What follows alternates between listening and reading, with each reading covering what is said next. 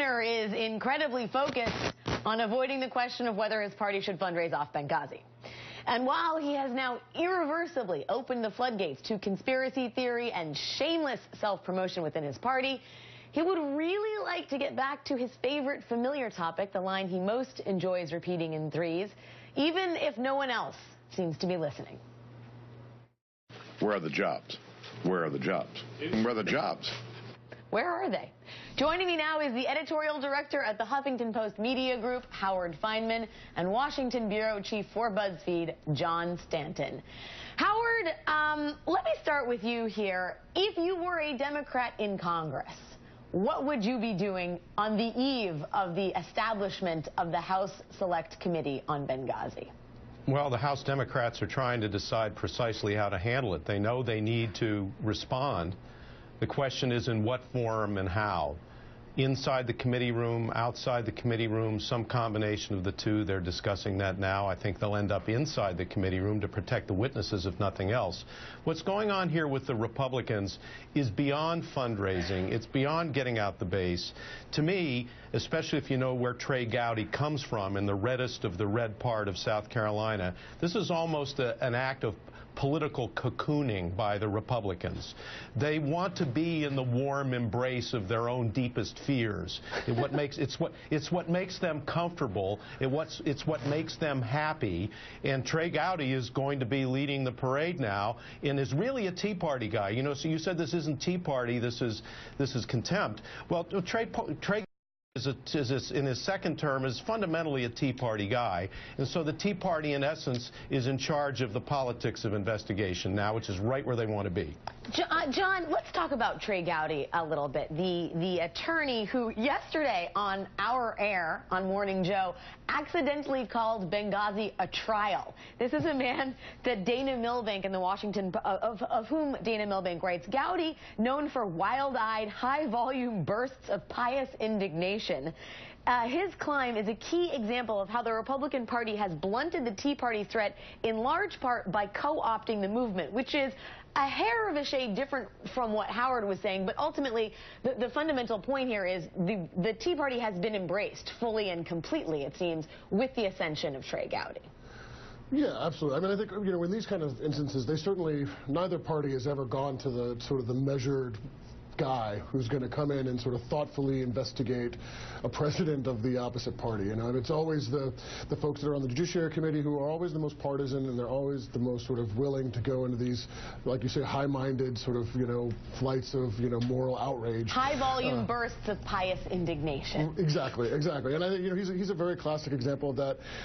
You know, and I think, you know, the fact that he called it a trial was a bit of a slip of the tongue, but I think obviously they are going to be trying to put the administration on trial. And, you know, the good thing for leadership on the Republican side, at least, is that while he is definitely a Tea Party guy, he is also a Boehner guy and a sort of loyal to the party, and he's not going to go too far afield into some of the wilder kind of conspiracy theories about what happened. So I think, you know, they get best of both worlds from their perspective with having him there. John, let me follow up on that in terms of who's going to be on this committee. Does Darrell Issa get a seat? I mean, he's the guy that's been waving the Benghazi flag for years now, and wouldn't it be completely awkward not to give him a seat on this committee?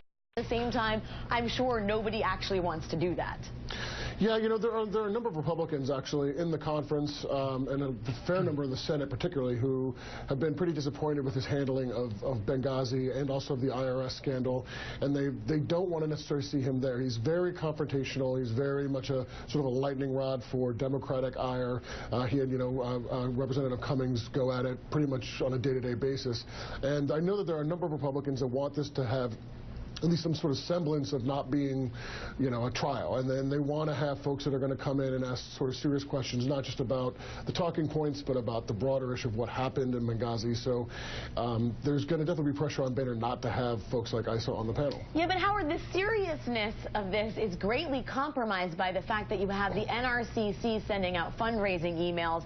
There is another one. There is a Tea Party group, the Patriots for Economic Freedom, which is sending out blasts on behalf of Ted Cruz. to investigate Benghazi, and Ted Cruz refuses to surrender. I mean, the naked opportunism on display here, and the fact that John Boehner cannot seemingly corral it, nor can Trey Gowdy, I think is a real issue for Republicans. Yeah, I think the fundraising thing is obviously cheap, but not that surprising. In fact, there was a day when special investigative committees did have an aura of augustness about them. They weren't usually headed by two-term congressmen. They were headed by veterans who at least could portray the aura of judiciousness and bipartisanship. That's completely missing here. What the Republicans are up to is to combine Benghazi and the IRS into their narrative of a big government that is oppressive, that is dishonest, that is even murderous. In the case of Benghazi, that's going to be what they're going to talk about via fundraising, via their media outlets, via their campaigns. It's what they're comfortable doing. It's not just that they don't want to talk about Obamacare because it's been more successful than they imagined. This is the kind of stuff that they like.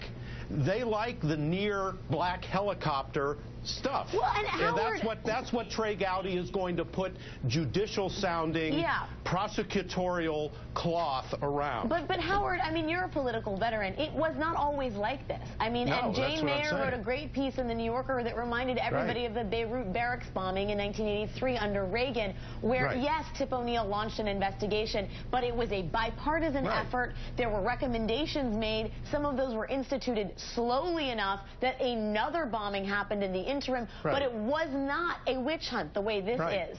And it had hundreds of casualties. I know, and that was my point earlier. I was actually, being a political veteran, going even farther back to the days of Watergate, where Sam Ervin, yes, he was a very partisan Democrat from North Carolina, but he conveyed a sense of calm and judiciousness, and not more like a judge than a prosecutor. Trey Gowdy's a prosecutor. That's what he was. He's better suited for this than Darrell Issa, who is a car alarm salesman. Okay. Well, so he's been ringing the alarm bell, so you can think of that as sort of the appetizer to all this.